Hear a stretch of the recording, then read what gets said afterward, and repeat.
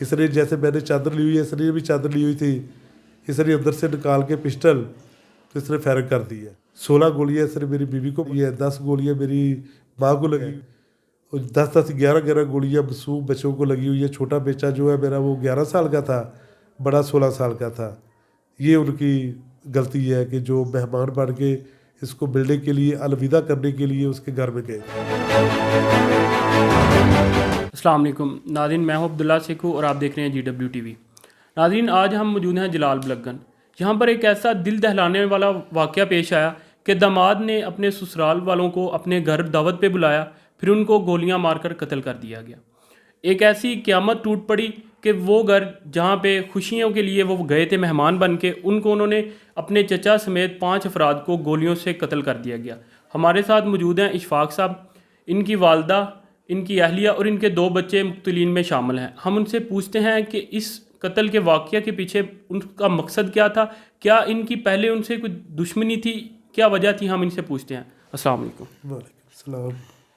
पहले तो हम आपका ये दुख समझते हैं, हम आपकी ताज़ियत करते हैं इस मामले में, और बाद में हम आपसे ये पूछते हैं कि इस मामले में आप क्या इसकी तफसील थोड़ी सी हमारे सामने रखें। कोई झगड़ा नहीं है, ना कोई लड़ाई, ना झगड़ा, ना दुश्मनी, ना कोई लेन देन का मसला है, कुछ भी नहीं था।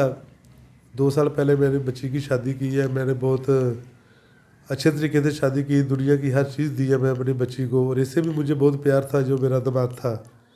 मैं भी सऊदीया में होता था, ये भी सऊदीया में होता था, तो मैं इसको बेटों से ज़्यादा प्यार करता था, क्योंकि जो दामाद होते हैं वो बेटी दे के बेटे बनते हैं। तो मैं तो इससे बहुत प्यार करता था, कुछ भी इतना कोई मसला नहीं था। अगर ये दोनों मियाँ बीवी में कोई छोटी मोटी बात हो भी जाती थी या नाराज़ हो भी जाते थे, तो फिर भी हम लोग एक दूसरे को समझा के खुश रहने की इनको बोलते थे खुश रहो। तो ये अभी ये छुट्टी आया हुआ था सऊदीया से, तो ये वापस जाने वाला था छुट्टी, तो इसने मैंने सऊदीया से अपनी बेटी को फ़ोन किया कि बेटी क्या हाल है। तो आगे से मेरे दामाद ने भी मुझसे बात की, तो मुझे कहता है कि अंकल 2 माह हो गया मुझे आए हुए, तो मेरे पीछे कोई नहीं आया, मुझे मिलने के लिए कोई नहीं आया।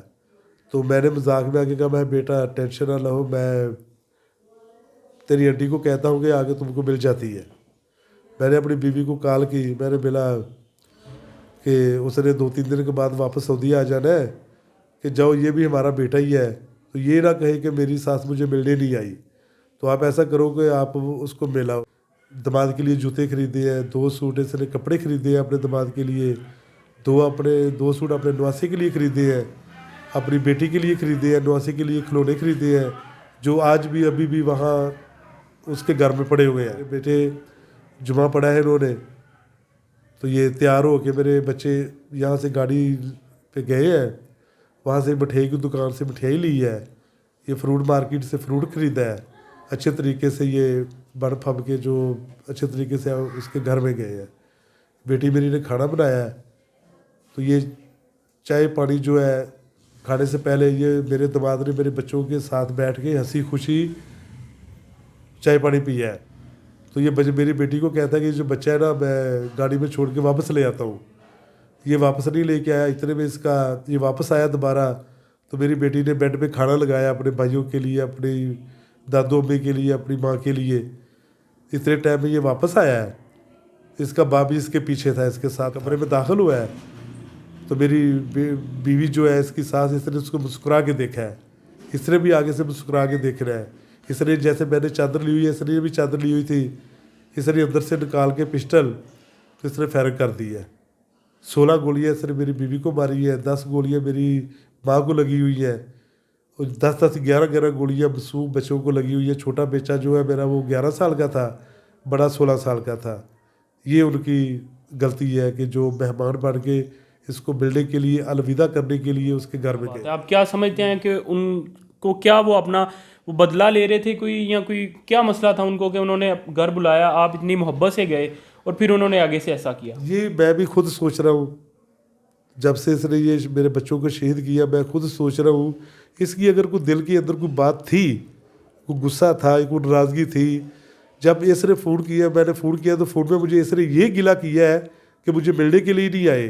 अगर इसके अंदर कोई बात थी तो मुझे वो बात कर लेता। इसकी बड़ी बहन, छोटी बहन और इसका बाप, उसने इसको पता नहीं क्या पट्टी पढ़ाई है, क्या किया है, क्या मामला है कि इसने ये कदम उठाया है। ये कत्ल में ये चारों मुलव्वस है। एक बात सामने आती है कि आपने अपनी उससे छोटी बेटी का रिश्ता भी उनके छोटे भाई से ही किया, तो इसमें कोई रंजिश, ज़ाती रंजिश तो नहीं थी उनकी? ऐसे तो कोई मसला नहीं था। पहले ये रिश्ता मांगते थे तो हमने बोला कि नहीं, हमने एक ही बेटी दी है, दूसरी नहीं देनी। तो जब अगर ये किया है बच्चे पीछे से, तो इसमें कोई नाराज़गी वाली तो बात थी ही नहीं। अगर तेरे दिल में कोई बात थी तो मुझे बोल तू कि भाई ये बात है, मैंने करना है या नहीं करना। जब किया है तो फिर तकलीफ़ क्या थी?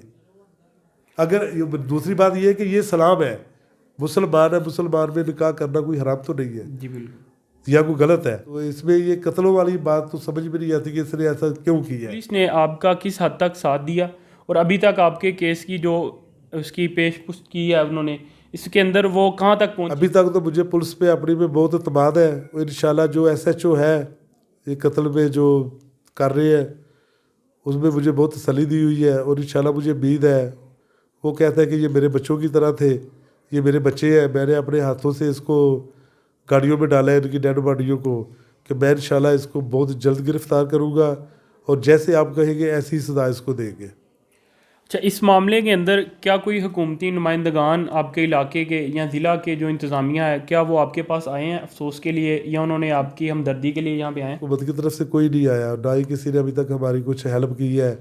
क्योंकि मेरा यही है कि ये जो दोनों बाप बेटे कातिल है ना, क्योंकि उसने उसको कहा, उसने मार दिया, बाप ने कहा मार दो, बेटे ने मार दिया। ये दोनों को सरे आम चौक में खड़ा करके इनको ऐसे ही गोली मारी जाए, ये अदालतों वालों के जो चक्कर है ना, ये नहीं होने चाहिए। ताकि आने वाले जो वक्त है कोई भी आदमी ऐसा ना कर सके, या ये ज़िंदा रहेगा तो ये दोबारा फिर कुछ ना कुछ किसी के साथ और के साथ करेगा। 11 साल बच्चे का क्या कसूर था? आपने उनकी तस्वीरें भी देखी है। और 11 साल बच्चे का क्या कसूर था? जो 16 साल का बच्चा था उसका क्या कसूर था? घर में मेहमान बुला के प्यार मोहब्बत से आपने इनको शहीद किया है, कत्ल किया, क्यों किया है? इस मामले में आप जो हैं वज़ीर आज़म और वज़ीर आला को क्या पैगाम देना चाहते हैं? हमारे जो डिप्टी कमिश्नर साहब हैं उनको इस मामले में क्या पैगाम देना चाहते हैं कि आप उनसे क्या इंसाफ की क्या उम्मीद रखते हैं? मेरी यही इंसाफ की यही उम्मीद है। मुझे अपने वज़ीर आज़म साहब से भी, अपने कमर जवेद बाजवा जो हमारे आर्मी चीफ़ हैं, हमारे मुल्क के रखवाले हैं, हमारी पुलिस है, वज़ीर आला साहब, सबसे यही मेरी एक ही रिक्वेस्ट है कि इसको अदालतों में ना ले जाए। इसको सरे आम, जैसे मेरे बेटों को इसने मारा है, इसी तरह इसको सरे आम चौक में खड़ा करके गोली मारी जाए, फिर मुझे इंसाफ मिलेगा, फिर मुझे सुकून मिलेगा। और मैं यही चाहता हूँ इनसे। इसी सिलसिला में अहले इलाका ने इनके साथ जो है भरपूर तावन किया। उन्होंने अपनी भरपूर उन्होंने कहा कि अगर इसी सिलसिले में कोई हुकूमती इस फैसले में ताख़ीर करती है तो वो इसको एहतजाज की सूरत में भी लेकर आएंगे। पुलिस अफसरान है उनसे गुजारिश है ने उस मुल्ज़म को पकड़ें। उन्होंने इसके बाद हमारे जो मालूमात है उसमें उन्होंने इसको धमकियां भी दी बाद में कि अगर उन्होंने इसके ख़िलाफ़ कोई हुकूमत से या पुलिस से उन्होंने बात की तो इनको भी मारने की धमकियां दे रहा है। जब इसने ये पूरे कत्ल किए हैं तो मेरी बेटी वहाँ खड़ी हुई थी, जो इसकी बीवी थी, उसको इसने नहीं मारा। बाहर निकलते वक्त इसने कहा कि जो आपकी बहन है बाकी और जो आपका बेटा बाप है जो बाहर से आ रहा है, अब उसको भी नहीं छोड़ेंगे, उसको भी मार देंगे, तुम्हारे खानदान का कोई नहीं छोड़ेंगे हम। और आपको मैंने इसके लिए नहीं मारा कि आप एक बच्चे की माँ है, मेरे बच्चे की माँ है। और मुझे अगर ये थोड़ा नहीं पकड़ा जाता तो एहतजाज का मेरा हक है, तो मैं फिर एहतजाज करूँगा। जी तो नाज़रीन, आपने जो इशफाक साहब हैं उनके वालिद उनकी बातें सुनी हैं और इनका इस बारे में कहना है कि उसकी मुल्ज़िम की कार्रवाई उसको जल्द अज जल्द गिरफ़्तार किया जाए और इनके मुतालबे के मुताबिक उसको फांसी दी जाए और उसकी सज़ा जो है सबके सामने अमल में लाई जाए। और इनका कहना है कि अगर हुकूमत इस मामले में ताख़ीर करती है तो एहतजाज का इनका जो हक़ है वो इसको अमल में लाते हुए GT रोड को ब्लॉक करेंगे और जब तक इंसाफ नहीं मिलेगा ये वहाँ से नहीं हटेंगे।